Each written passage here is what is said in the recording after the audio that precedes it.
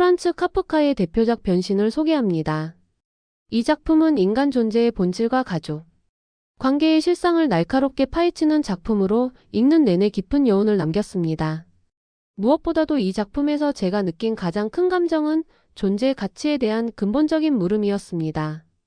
가족을 위해 희생하며 살아온 주인공 그레고르 잠자가 벌레로 변한 뒤 가족에게 외면당하고 결국 버림받는 과정을 통해 우리는 사회 속에서 과연 어떤 기준으로 사람의 가치를 판단하는가를 생각하게 됩니다.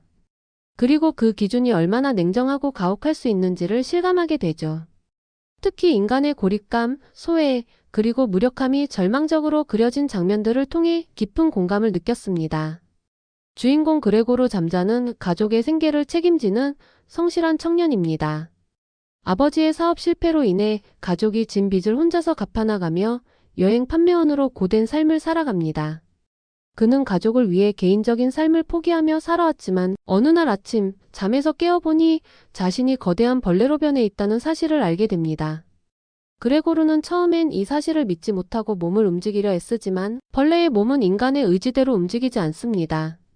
그는 출근 시간이 다가옴에도 움직이지 못하고 그의 이상함을 눈치챈 가족과 회사의 관리인이 방 문 앞까지 찾아오게 됩니다. 그레고르는 자신이 여전히 인간임을 증명하려 하지만 그의 목소리는 이상하게 변했고 모습은 끔찍하게 변해 있었습니다. 결국 문이 열리고 그의 모습을 본 관리인과 가족은 충격에 빠집니다. 관리인은 달아나고 가족들은 공포와 혼란에 휩싸입니다. 이후 그레고르는 집안에 갇혀 지내며 인간의 의식을 가진 채 벌레의 몸으로 살아갑니다. 여동생 그레테는 처음엔 그를 위해 음식을 챙기고 방 청소를 하며 애를 씁니다. 그러나 시간이 지날수록 그녀 역시 지치고 그레고르에 대한 연민은 점차 혐오로 바뀝니다. 가족은 경제적으로 점점 더 어려워지며 결국 세입자들을 들여 생활을 유지하려 합니다. 그레고르는 더 이상 가족의 도움이 아니라 짐이 되어버린 존재였고 방안은 점차 더럽혀지고 가족은 그의 존재를 피하고 외면합니다. 어느 날 여동생이 세입자들 앞에서 바이올린을 연주하자 그 소리에 감동한 그레고르는 방 밖으로 나와 연주를 들으려 합니다.